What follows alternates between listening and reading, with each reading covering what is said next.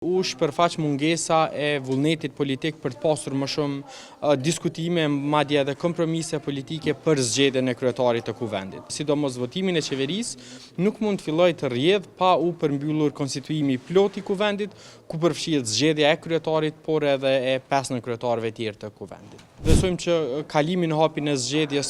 kryetarit të kuvendit është me rëndësi, sado që situata e sotme tregoj që në radhë të parë nuk janë numrat e nevojshëm për të zgjedhur kryetarin e kuvendit, dhe së dyti u shpërfaq mungesa e vullnetit politik për të pasur më shumë diskutime, madje edhe kompromise politike për zgjedhjen e kryetarit të kuvendit. Edhe pse është përgjegjësia e secilit prej 120 deputetëve të kuvendit që t'i kontribuojnë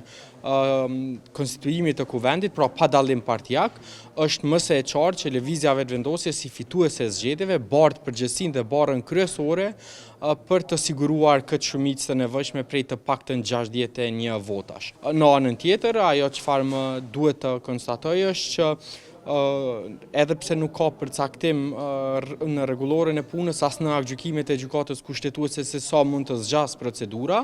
kjo nuk kupton që në rast se nuk kemi marrëveshje politike, seanca të tilla,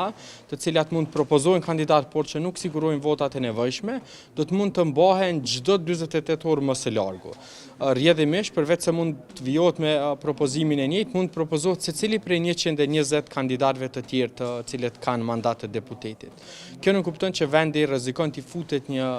krize serioze institucionale, ngjashëm sikur në vitin 2014 dhe për një periudhë edhe në vitin 2017. Për pasojë, kjo nuk kupton që asnjë prej afateve tjera për formimin e institucioneve, sidomos votimin e qeverisë, nuk mund të fillojë të rrjedh pa u përmbyllur konstituimi plot i kuvendit, ku përfshihet zgjedhja e kryetarit, por edhe e 5 kryetarëve tjerë të kuvendit.